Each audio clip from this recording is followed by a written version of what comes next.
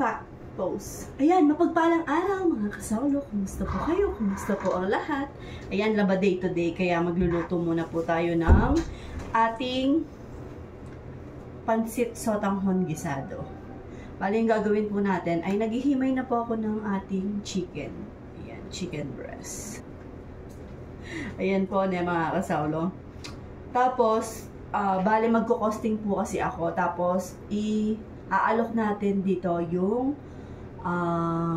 iluluto natin. Hindi ko pa po siya pinost online dahil hindi pa po tayo sure sa kanyang costing.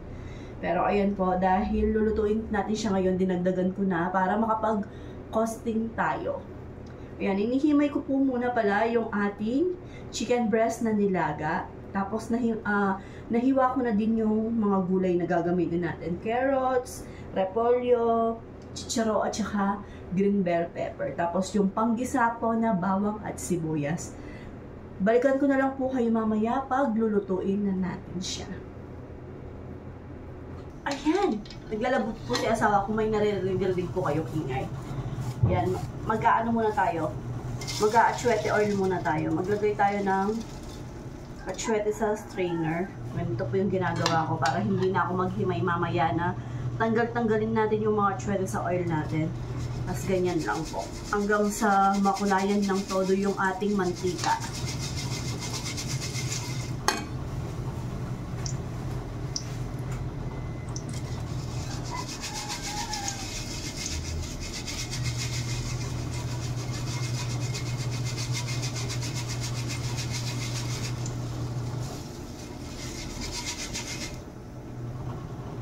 Yun po, no? Nung makulay na yung mantika natin, mag-gisa na tayo ng bawang at sibuyas.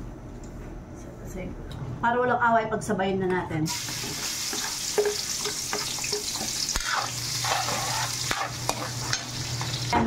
Nung luto na po yung mga aromatics natin, lagay na natin itong ating hinimay na chicken breast. Ay!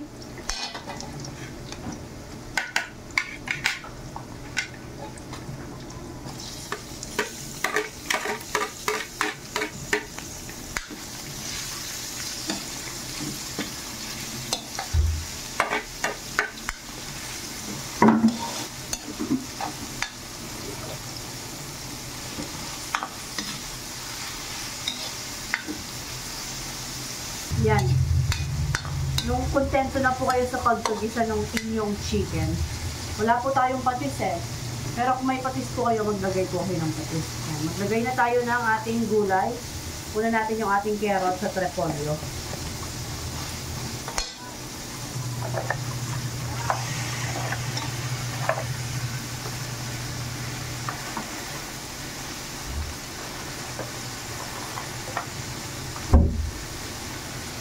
Sabihin natin lahat.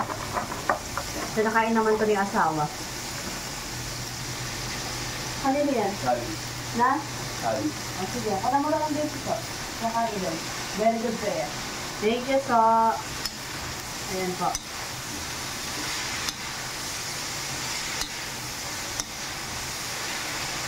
Tapos magbili tayo ng konting toyo at saka oyster.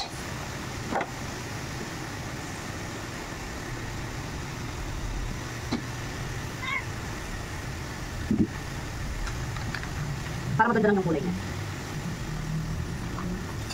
Dati ko pala, nagluto na talaga ako ng sotanghon kasi yung may sabaw po. Eh ngayon po pang tinda natin, kaya nag-try naman po ako ng walang sabaw. Tapos yung may sabaw ko, eh nagda-dry-dry pa siya kasi hindi ko siya alam tantyahin. Bango? Kasi pinagdagaan po natin ng ating chicken breast. Ito yung pagsasabaw din natin. Tapos maglagay pa tayo ng konting tubig. Yan. Tingnan po natin maluto yung ating gulay. Tapos sa amoy po ito mamaya. Pagkaluto ng gulay natin. Wait, sakapan na po pala natin siya. Ilalagay tayo ng ingredients sa mix. Yun na po yung pinaka-asin niya. Tapos maglalagay din tayo ng paminta.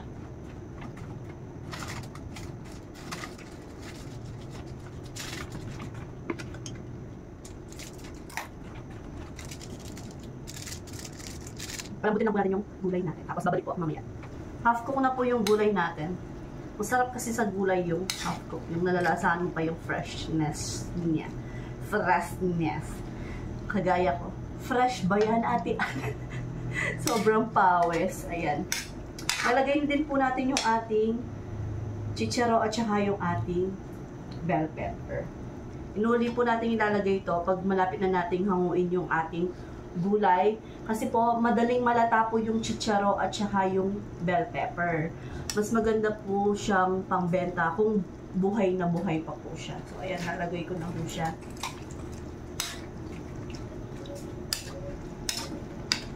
Tapos, konting babad lang po niyan. Isasaka na natin yan agad. Bilang po kayong mga 30 seconds. 1. Nagbilang. Tsara, nabilis ko lang po, diba? Bago pa malata yung gulay natin, hanguin na natin yung kalahati. Tapos yung kalahati, iwan natin. Kasi pang topics lang po natin ito.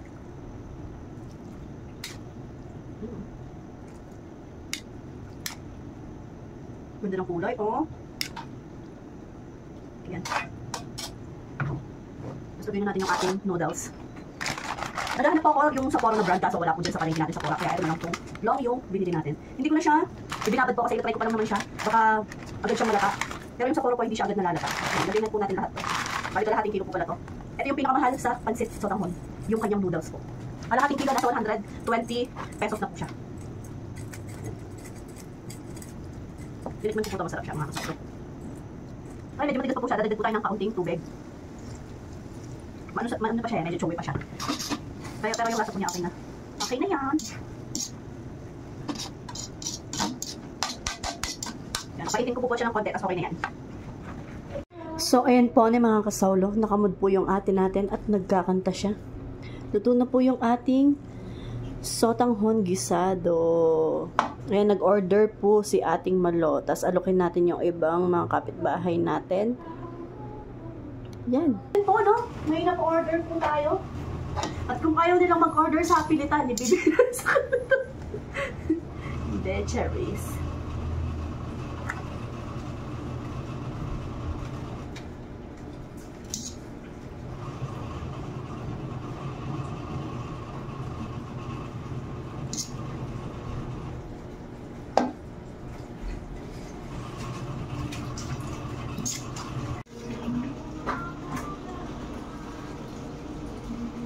So, ayan po, syempre, tikman natin yung niluto natin.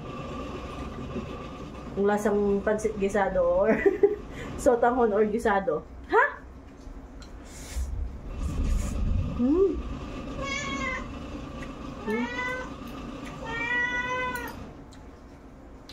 The design is very nostalgic.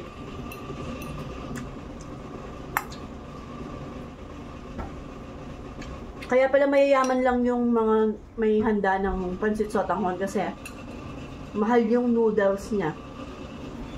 Sarap. Sakto po yung pagkakaluto.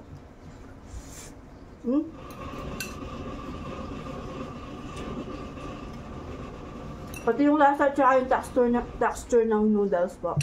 Sarap.